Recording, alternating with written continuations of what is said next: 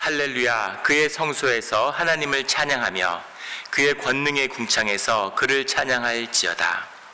그의 능하신 행동을 찬양하며 그의 지극히 위대하심을 따라 찬양할지어다. 나팔 소리로 찬양하며 비파와 수금으로 찬양할지어다.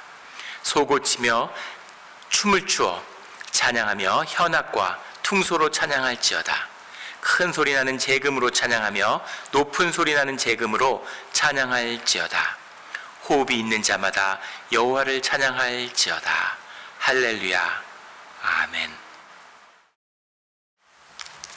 오늘 본문 말씀 시편 150편의 말씀은 할렐루야의 찬양의 말씀이죠. 우리가 주님께 드리는 감사의 축제입니다. 주님 앞에 모여서 찬양과 잔치를 드리죠.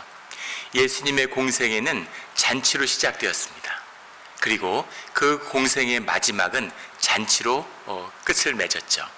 그리고 우리가 계시록을 보면 마지막 주님 앞에서 이 역사의 마감은 주님 앞에 모두가 함께 올리는 잔치와 축제로 끝을 맺는다는 것을 보게 됩니다. 왜 잔치를 자꾸 모여야 되는 걸까요? 왜 감사의 축제로 모여야 되는 걸까요?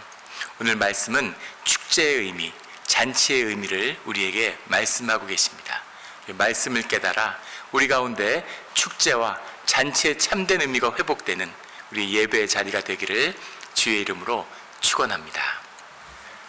오늘 본문 말씀 150장에 할렐루야, 계속 시편에 할렐루야, 할렐루야, 이 할렐루야를 신약에서도 그대로 받아서 할렐루야라는 헬라어로 할렐루야, 주님을 찬양할지어다 이렇게 받고 있어요.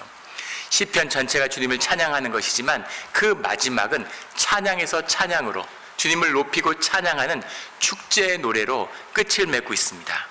할렐루야, 그의 성소에서 하나님을 찬양하며 그의 권능의 궁창에서 그를 찬양할지어다.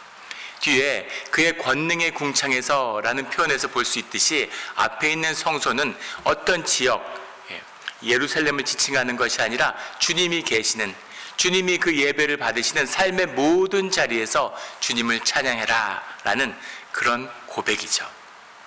주님을 높이고 주님을 찬양해야 하는 것입니다. 2절부터 5절까지는 능하신 행동을 찬양하라, 나팔 소리로 찬양하라, 비파와 수금으로 찬양하라, 소고를 치며 춤추어 찬양하며 현역과 퉁소로 찬양할지어다. 큰 소리 나는 재금으로 찬양하며 높은 소리 나는 재금으로 찬양할지어다. 할 수 있는 모든 방법으로 삶의 모든 것으로 주님을 높이고 찬양해야 된다라는 기쁨의 호소요, 기쁨의 고백입니다. 6절에 호흡이 있는 자마다 여호와를 찬양할지어다. 모든 살아있는 생명체, 모든 피조물은 주님을 찬양해라. 할렐루야, 주님을 찬양하라. 이렇게 소리 높여 외치고 있는 것이죠.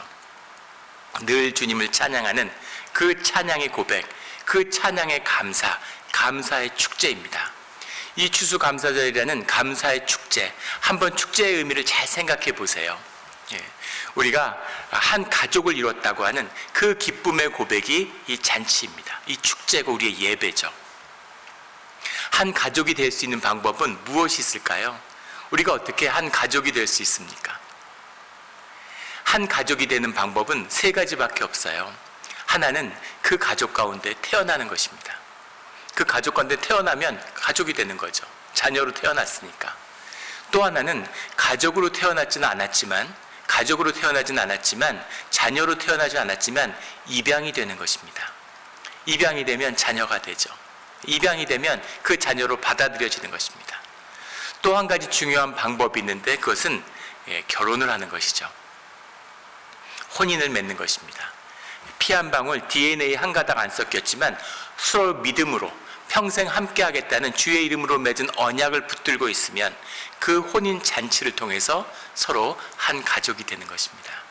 그래서 성경은 이 출생과 거듭나야 된다라는, 또 우리가 돌감람나무로 젖붙임을 받았다, 입양받았다 이런 표현들, 또 천국의 혼인잔치, 가나안의 혼인잔치, 그런 혼인과 출생을 축하하는 그 잔치의 비유로 우리가 주님과 하나 되는 비밀을 풀어내고 있죠. 하나 되는 것입니다. 가족이 되는 것이죠. 생일을 축하하는 생일 축하 잔치를 하죠. 결혼을 하면 결혼을 축하하는 혼인 잔치를 합니다. 잔치예요. 기쁨으로 그 잔치를 벌이는 겁니다. 가족이 되었으니까, 하나가 되었으니까. 이게 잔치의 비밀이죠. 그래서 우리의 예배의 자리는 잔치입니다. 잔치를 하는 거예요. 축제를 하는 것입니다. 기쁨이에요. 오늘 추수감사절이라서 아마 음식들을 많이 준비해서 아주 풍성한 그런 감사절에 그런 잔치가 있을 겁니다. 그 기쁨으로, 그 마음으로 하나 되는 것이죠. 그런데 잔치라는 것을 벌이기 위해서는 먼저 잔치의 주인이 있어야 되는 거죠. 잔치에 호스트가 있어야 되는 겁니다. 부부가 되었다면 그 어린 양의, 우리의 신부의 주인이 되는, 신부의 부부가 맺을 수 있는 주님이 계시기 때문이죠. 자녀가 되었다는 것은 부모가 있는 것입니다. 아버지가 있기 때문에 자녀가 있는 것이죠. 그래서 우리가 잔치와 축제를 벌이기 위해서는 그 축제와 잔치의 주인공과 만나야 한다는 겁니다. 이것이 잔치의 비밀이죠. 주님을 만나야, 주님과 함께 해야, 그리고 주님이 계셔야 잔치와 축제가 되는 거죠. 세상은 이 잔치와 축제를 흉내냅니다. 왜냐하면 이 코이노니아의 기쁨이 우리의 생명의 중심이기 때문에, 이것이 사람들이 함께 모이는 그 축제의 중심이기 때문에 세상은 이걸 흉내내요. 하지만 주인이신, 그 잔치의 주인이신 주님을 모시지 못하는 것이죠. 주님이 없으면 그 잔치는 결국 사치와 음란으로 흐를 수밖에 없습니다. 이것이 교회가, 성경이 거듭해서 경고하는 세상 사람들의 모임입니다. 사람들이 모이면 결국은 그 즐거움을 추구하는 것이 사치로 갈 수밖에 없어요. 그 즐거움을 추구하면 결국은 음란으로 갈 수밖에 없습니다. 이것이 세상 잔치의 모습이죠. 그러나 천국의 잔치는 주님이 계시기 때문에 주님 안에서 주님이 주시는 기쁨과 찬양과 감사를 나누는 거죠. 이것이 천국 잔치, 우리 예배의 비밀입니다. 이 잔치를 나누기 위해서는 우리 가운데 또 하나 중요한 비밀이 있는데, 그것은 우리에게 믿음과 용기가 있어야 된다는 겁니다. 보이지 않는 영인 주님이 우리의 삶을 구속하시고 우리와 함께하고 계시다고 하는, 우리가 이 땅에 있지만 영원한 천국의 비밀이 주님과 함께 이 땅에 임하고 있다고 하는, 그것을 믿음으로 붙드는 우리의 믿음이 있어야 하는 것이죠. 그 믿음이 있어야 할 뿐만 아니라 그 믿음을 붙잡고 잔치의 자리로 나아가는, 그 축제의 자리로 나아가는 용기가 있어야 합니다. 세상 가운데 각박해요. 하루가 아깝고 하루를 25시간인 것처럼 살아가는 사람들이 세상에 가득합니다. 세상에 늘 억울하고 불편하다고 호소하는 그 감정의 소리가 넘쳐나고 있어요. 그 가운데서 주님 앞에 감사와 은혜를 고백하러 나오는, 주님의 안식을 믿고 주님의 인도하시는 그 안식의 참된 뜻을 살아내기 위해서는 우리의 삶에 깊은 용기의 결단이 필요하다는 겁니다. 주님이 우리를 돌보아 주시는 것을, 안식의 삶 가운데 우리에게 은혜를 베풀어 주시는 것을 믿는 그 믿음의 용기가 있는 자만이 축제와 잔치를 나눌 수 있는 거죠. 핍박 가운데 있는데, 환난 가운데 살아가는데 어떻게 주님께 감사하고 기쁨의 고백을 드릴 수 있을까? 그 살아있는 증인들이 바로 추수감사절에 우리의 믿음의 선조들이었습니다. 예배의 자유를 찾아서, 믿음의 자유를 찾아서, 신앙의 자유를 찾아서 신대륙을 찾았어요. 우리 추수감사절 때보다 나누었기 때문에 다 기억하실 겁니다. 고된 길이었고 정말 역경의 길이었습니다. 유럽에서 가진 핍박 속에서 새로운 복음제를 찾아왔는데, 와서 1년이 되지 않아서 온 사람의 절반이 죽었어요. 그리고 그 중에 많은 사람들은 어린 아이들이었습니다. 약하니까 아이를 꽝꽝한 얼음 땅에 그것을 파고 아이를 묻는 부모의 마음이 어떤 것이었겠습니까? 허기지고 굶어서 먹을 것이 없어 굶어 죽어가는 그 아픔이 어떤 것이었겠어요? 그런데 놀랍게도 1년이 지나고 첫 추수감사절, 추수의 첫 기쁨으로 주님 앞에 감사의 축제를 열었다는 것이죠. 믿음이 없으면, 용기가 없으면 도저히 드릴 수 없는 것이죠. 무엇을 보았기에, 무엇을 만났기에 주님 앞에 감사의 찬양과 감사의 축제를 드렸을까? 그 축제가, 그 잔치가 그 모인 공동체뿐 아니라 이 북미 대륙을, 미국의 역사를 완전히 바꾼 것입니다. 한 번의 예배가 우리의 삶을, 우리의 공동체를, 우리의 나라를, 이 땅을 완전히 바꿀 수 있는 그 비밀의 축제, 이것이 천국 잔치의 비밀이죠. 늘 천국 잔치의 백성으로 살아가는 우리 모두가 되기를 주의 이름으로 축원합니다. 그 말씀이 신명기 32장의 고백을 보면 잘 발견할 수 있습니다. 신명기 32장의 고백은 모세의 노래라고 알려진, 우리가 너무나 잘 알고 있는 고백이죠. 그 32장 11절에 보면 이런 고백이 나와요. 기가 막힌 고백입니다. 마치 독수리가 자기의 보금자리를 어지럽게 하며 자기의 새끼 위에 너풀거리며 그의 날개를 펴서 새끼를 받으며 그의 날개 위에 그것을 업은 것 같이 라고 돼 있죠. 미국에 와서 경이로웠던 건 콜로라도주 이런 데 가면 독수리를 볼 수 있어요. 독수리를 처음 만나면 깜짝 놀랍니다. 독수리가 너무 커가지고 독수리의 날개 길이가 저희들 키보다 더 커요. 독수리의 큰 크기에 놀라게 되고, 독수리가 하늘을 나는 것을 보면 뭔가 막 가슴이 울렁거리고 뭐라 말할 수 없는 감격이 있습니다. 독수리가 주는 생명의 경이죠. 폭풍우가 칠 때, 태풍이 불 때 그 폭풍우를 뚫고 올라가서 폭풍우 위를 날 수 있는 건 독수리밖에 없다고 그러죠. 모든 새들이 폭풍우가 일면 전부 다 숨어 있는데 독수리는 폭풍과 상관없어요. 왜냐하면 폭풍의 그 위를 날기 때문입니다. 그래서 우리의 믿음의 기상을, 생명의 기상을 독수리에 종종 비유하곤 하죠. 그 독수리가 자녀를 키우는데 그 보금자리를 만들어요. 정성으로 만듭니다. 그 다큐멘터리를 본 적이 있는데 그 새끼 날 때가 되면 자식을 키울 그 보금자리를 가꾸는 거죠. 두꺼운 가지를 물어다 놓고 작은 가지 차차차차 이걸 한 다음에 깃털을 뽑아가지고 거기 놓고 나중에 솜털을 뽑아가지고 거기에 놓습니다. 폭신폭신한 아주 그런 기가 막힌 보금자리를 만들어서 거기다가 알을 낳고 새끼를 키우는 거죠. 새끼를 정성으로 키우는데 그 독수리의 보금자리가 그 절벽 위에 있습니다. 절벽 위에, 그 높은 절벽 위에 있어요. 그 날개로 그 바람을 받아야 되니까 높은 절벽 위에다가 보금자리를 마련하는 거죠. 그런데 그 독수리가 자라날수록 이제 날 때가 다가오잖아요. 그런데 독수리가 혼자서 벼랑위로 몸을 날릴까요? 안 날릴까요? 절대 날리지 않는 것이죠. 그러면 어미가 때가 다가오면 점점 준비를 하는 거죠. 밑에부터 이렇게 뽑아요. 처음에는 잔털을 다 걷어내고 깃털을 걷어내고 장가지를 걷어내고 굵은 가지들을 이제 걷어내는 겁니다. 그래서 막판에 가면 독수리가, 새끼 독수리가 다리를 양쪽에 붙잡고서 바들바들 떨고 있는데 그래도 뛰어내리지 않는 거죠.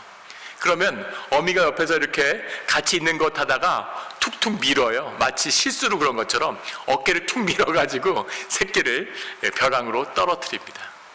그럼 새끼가 파닥파닥 하면서 막 떨어지는 거예요. 절벽에서 막 죽지 않기 위해서 막 떨어져서 땅에 떨어져 죽을 것 같이 됐을 때 엄마 독수리가 확 날아와서 그걸 날개로 받습니다. 새끼를 받아서 쫙 올라가서 다시 둥지 위에 올려놓고 떨어뜨리고 올리고 떨어뜨리고 올리고, 그걸 반복하다 보면 어느 날인가 떨어지다가 새끼가 날아오르는 거죠. 날아오르는 겁니다. 기가 막힌 비유죠. 고난과 환난 가운데 이 세상에서 광야의 길을 가는 우리의 모습을 고백하고 있는 거죠. 주님이 밀어요. 주님이 자꾸 벼랑에서 밉니다. 안 떨어지려고, 살아보려고 바둥바둥 하는데 자꾸 어깨로 미는 거예요. 떨어져서 죽을 것 같으면 다시 살려주시고 또 미시는 거죠. 어느 날인가는 날아오르는 겁니다. 이게 생명의 비밀이죠. 고난 가운데, 아픔 가운데 살아왔지만 그것이 주님의 은혜임을 감사하며 고백하는 그 고백의 기가 막힌 고백이죠. 이 고백을 주님이 우리를 구해주시고 보호하는 독수리의 날개처럼 우리를 받아주셨다. 새끼 위에 너풀거리며 그 은혜를 고백하는 겁니다. 그런데 놀라운 것은 이 은혜의 고백만이 있는 것이 아니라 15절에는 이런 고백이 나와요. 그런데 여수론이 기름짐에 발로 찼도다.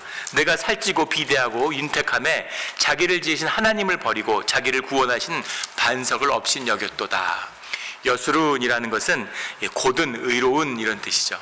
의로운 백성들이 주의 의로운 백성들이 기름짐에 발로 차고 살찌고 비대하고 윤택함에 자기를 지으신 하나님을 버렸다라는 고백입니다. 이상하죠? 비대하고 윤택하고 살찌는 것이 우리가 주님께 바라는 것이잖아요. 기름지기를 바라지 않습니까?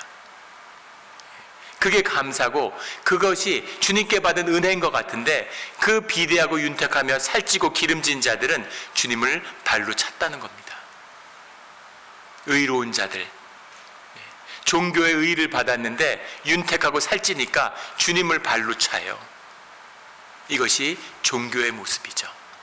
주님의 이름을 받은 자들 가운데 나타나는 또 다른 모습입니다. 비대하고 살찐 자들은 주님을 발로 차는데, 고난 가운데 벼랑에 떨어져 죽을 뻔하다가 남은 자들은 주님을 찬양하고 높인다는 것이죠. 이 비밀이 무엇입니까? 기름지고 살찌면 안 된다는 뜻일까요? 윤택하면 안 된다는 뜻일까요? 고난을 받는 자만이 주님을 만난다는 뜻일까요? 이 참된 의미는 주님을 만나는 것에 있다는 겁니다. 주님과 함께하는 것에 있다는 것이죠. 고난 가운데 주님을 찾는 자는 주님을 만납니다. 그리고 윤택한 가운데 감사하는 자는 주님을 만나는 것이죠. 주님을 만난 자만이, 주님과 함께하는 자만이 감사의 축제의 일원이 될 수 있습니다. 감사의 축제의 일원이 되는 우리 모두가 되기를 주의 이름으로 축원합니다. 한국의 MZ세대라고 해서 90년 이후에 태어난 사람들, 또 2000년 이후에 태어난 세대를 합쳐서 MZ세대라고 부르죠. 그 Z세대라고 부르는 이 MZ세대의 가장 중요시하는 이 키워드가 공정이라고 보통 얘기해요. 언론 같은 데 보면 많이 접했을 겁니다. MZ세대는 공정에 민감하다, 이렇게 이야기하는 거죠. 2020년에 인국공 사태라는 것이 한국에 있었습니다. 인천국제공항공사에서 일하던 1900명의 비정규직을 정규직으로 전환하는 것을 정권이, 진보 정권이 들어서서 비정규직을 정규직화하겠다고 했는데, 거기에 대해서 청년들이 집단적으로 반발하고 정부에 맹렬히 항의한 거죠. 정권이 교체되고 무너지게 되는 계기가 되었다, 도화선이 되었다, 이렇게 평가를 받습니다. 사람들이 다 당황했어요. 저도 당황했습니다. 아니, 비정규직을 정규직으로 바꿔주는 것은 좋은 거 아닌가? 그런데 왜 청년들이 반발하지? 그것이 공정하지 못하다는 것이죠. 어렵게 정규직이 되기 위해서 온갖 희생을 다 치러냈는데, 그냥 권력이 하루아침에 비정규직을 정규직으로 바꾸다는 게 공정하냐는 거죠. 모든 사람들이 정규직이 되지 않는데, 정규직이 10%도 되지 않는데 전체 근로자에 부당하다는 겁니다. 그런데 아무리 봐도 이 공정이라는 것이 도대체 무슨 공정이냐, 이런 공정에 대한 정의가 어디서 오는 건가, 단지 억울한 것인가, 도대체 이 의미가 뭘까 하는 것이 어려웠죠. 한국 사회를 이해하기 위해서는 이 MZ세대의 공정을 이해해야 된다는 거예요. 여기에 대해서 아주 설득력 있는 그런 해설을 들었는데, 그것은 90년생이 온다라고 하는 2000년 이후에 38만 부가 한국에서 팔렸다고 합니다. 믿어지지 않는 기적 같은 숫자, 요즘 같은 시대에 종이로 된 책을 38만 부가 팔렸다는 건 이건 기적 같은 사건입니다. 그 책을 쓴 MZ세대에 대한 관심이 얼마나 높은지를 알 수 있는 것이겠죠. 임홍택이라고 하는 작가가 이 Z세대, MZ세대에 대한 특징을 이야기하는 거죠. 그분은 공정이란 표현 자체가 잘못됐다라고 얘기합니다. 그냥 공정이라고 얘기하는 것 뿐이지, 사실은 그 공정에 대한 이야기 가운데 핵심은 뭐냐면 반칙하지 말아라 라는 얘기라는 거예요. 반칙하면 안 된다. 반칙하지 말라는 게 무슨 얘기냐면 생존의 원칙을 어겨서는 안 된다라는 뜻이라는 겁니다. 뭐라고 얘기하냐면, 그나마 내 능력으로 통제할 수 있는 생존에 대한 결정권의 박탈, 이것이 MZ세대가 생각하는 반칙이라는 것이죠. 내 삶을 내가 통제하기 위해서 공정하지 않은 세상, 평등하지 않은 세상 가운데서 힘들고 어려웠지만 내 삶을 개선하기 위해서 최선의 노력을 다했는데, 그 노력에 대한, 내 삶의 통제권에 대한 훼손, 박탈, 이것이 공정의 이슈다라고 젊은 세대들은 생각한다는 거죠. 더 깊이 들어가면 그게 무슨 얘기냐면, 생존의 원칙에 대한 결정권, 거창하게 얘기했지만 그 핵심을 뭐라고 얘기냐면 본질은 가난에 대한 공포다, 이렇게 이야기하고 있습니다. 이 가난에 대한 공포를 만나지 않으면 왜 청년들이 결혼을 하지 않는지, 비혼주의의 의미가 무엇인지를 알 수 없다고 얘기해요. 청년들이 결혼을 안 한답니다. 20대는 얘기할 것도 없고 30대의 절반이 결혼을 하지 않고, 결혼한 사람의 절반이 애를 낳지 않고, 또 결혼한 사람의 절반이 3년 안에 이혼을 한다는 겁니다. 이대로 가면 대한민국은 소멸한다는 거죠. 가난에 대한 공포, 가난에 대한 공포, 정말 이상하지 않습니까? 해방 이후 역사상 단군 이래 가장 풍요롭고 잘 살고 있어요. 가장 잘 살고 가장 풍요를 누린 세대인데, 그 세대가 가난이 두려워서 결혼도 못하고 애도 못 낳는다는 거죠. 정말 이상하지 않아요? 이것이 생존의식에 붙들린 사람의 열매입니다. 생존을 두려워해요. 생존을 두려워하는 겁니다. 그것을 부모에게 유업으로 받았죠. 부모가 생존에 벌벌 떨며 살면서 자녀에게 생존의식을 심었어요. 언제 굶어봤습니까? 언제 집을 잃고 길에서 잡았습니까? 그런데 두려운 것이죠. 6.25 때 전쟁을 겪고 피난을 가서도 자녀를 낳았어요. 그런데 이제는 두려워서 자녀를 못 낳는 것입니다. 가난에 대한 공포, 애를 낳으면 가난해질까봐, 결혼을 하면 가난해질까봐, 언제 가난을 경험했다고. 이것이 생존의식에 붙들린 세상에 결국 종로로 타게 되는 우리의 모습이죠. 또 하나 재미있는 책을 봤는데, 영화를 빨리 감기로 보는 사람들이라는 책입니다. 일본의 이나다 도요시라는 사람이 쓴 건데, 그 책에 보면 그 Z세대, 한국뿐 아니에요. 일본도 마찬가지인 거죠. 일본의 사람들, 청년들을 상대로 이렇게 조사를 했는데, 100명이 있으면 88명의 청년들은 영화를 빨리 감기로 본다는 겁니다. 1.5배속, 2배속으로 하고 영화를 본대요. 영화를 안 보고 말지 뭐하러 영화를 그렇게 볼까요? 정말 신기하지 않아요? 100명 중에 88명이, 거의 전부죠. 10명 중에 9명이 영화를 빨리 감기로 본답니다. 그렇게 보려면 뭐하러 영화를 볼까? 영상을 작품이 아니라 콘텐츠로 바라본다는 거죠. 감상이란 건 사라졌고, 영화를 감상하는 것이 아니라 동영상을 소비하는 것이다, 콘텐츠를 소비하는 것이다 라는 거예요. 뭘 소비하나? 그렇게 소비하는 게 무슨 의미가 있나? 그렇게 소비하는 이유가 무엇이냐면, 트렌드를 따라잡기 위해서, 그 영화를 아는 척하기 위해서라는 겁니다.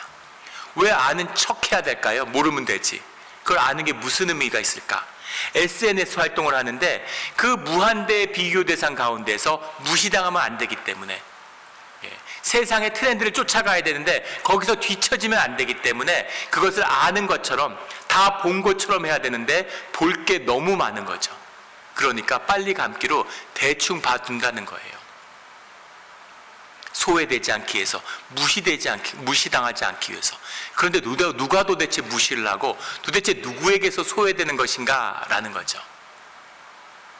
20년 전만 하더라도 한국도 일본도 자라날 때 조심해야 되는 건 엄마밖에 없었어요. 엄친아라고 들어보셨습니까? 엄친아, 엄마 친구 아들, 그 공포의 존재 아닙니까? 엄마 친구 아들은 이렇게 하는데, 엄마 친구 아들은 이렇게 하고, 엄마 생일날 이렇게 했는데, 엄마 친구 아들은 공부를 이렇게 하는데, 엄마 친구 아들은 대학을 어딜 갔는데, 진짜 만나본 적은 없지만 그 전설에 존재하는 엄마 친구 아들만 조심하면 되는 거죠.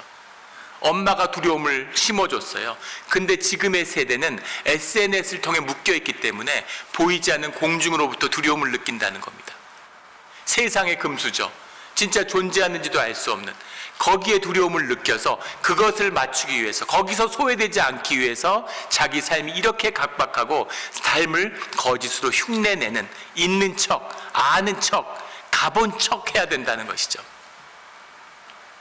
중국 상해에 럭셔리 클럽이라는 것이 있는데, 한 기자가, 탐사 기자가 그것 안에 숨어 들어갔어요.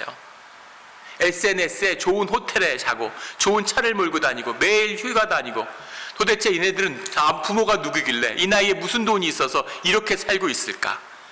거기를 들어가 봤더니 그 클럽에 젊은 여성들이 모여 있는데, 그 여성들이 모여가지고 돈을 100명, 200명씩 돈을 얼마를 내서 고급 호텔을 잡는다는 거예요. 그러면 돌아가면서 한 사람이 10분, 15분씩 시간을 할당받아서 그 호텔에 잔 것처럼 사진을 찍어서 SNS에 올린다고 합니다. 음식을 시켜서 먹지 않고 사진을 찍어서 그걸 먹은 것처럼. 그걸 보는데 가슴이 아파서 눈물이 날려고 그러더라고요. 도대체 이 젊은 애들을 당당하고 생명을 피워내야 될, 세상에 거침이 없고 두려움이 없고 큰 소리를 꽝꽝 치는, 세상이 다 내 것이 아니라 이 우주가 다 내 것이다 라고 외쳐야 될 청년들이 이렇게까지 쪼그라들고 비참해져서 품앗이를 해서 도대체 무엇을 하겠다고, 뭐가 창피하고 뭐가 두려워서 먹는 척 입는 척 잔척하면서 이런 거짓을 살아야 되는가라는 거죠. 그 중심이 생존의식입니다. 먹고 사는 걸 두려워하면 이렇게 되는 거예요. 우리 세대가 한 것을 우리 다음 세대는 더 비참하게 무너지는 것이죠. 이것을 끊는 것, 어떻게 시작해야 될까요? 어떻게 바꿔야 될까요? 어디서부터 달라질 수 있을까요? 이것을 바꾸는 시작이 감사입니다. 내가 받은 은혜를, 내가 누린 은혜를, 이 모든 것이 내가 받은, 주께 받은 선물임을 만나는 그 감사가 우리의 삶을 바꿔가고 생존을 생명으로 바꾸는 시작이에요. 우리가 풀어야 할, 그리고 우리 자녀에게서 풀려야 할 생명의 비밀, 구원의 비밀입니다. 이것을 푸는, 이것을 끊는 우리의 감사의 축제가 되기를 예수 그리스도의 이름으로 축원합니다. 아멘. 기도드리겠습니다. 하나님 아버지 감사합니다. 귀한 말씀 주시니 감사합니다. 주의 말씀을 받아 모든 거짓된 생존의 굴레를 끊어버리는 우리 모두가 되기를 소원합니다. 예수 십자가의 보혈의 은혜에 감사하며 예수 그리스도의 이름으로 기도드렸습니다. 아멘.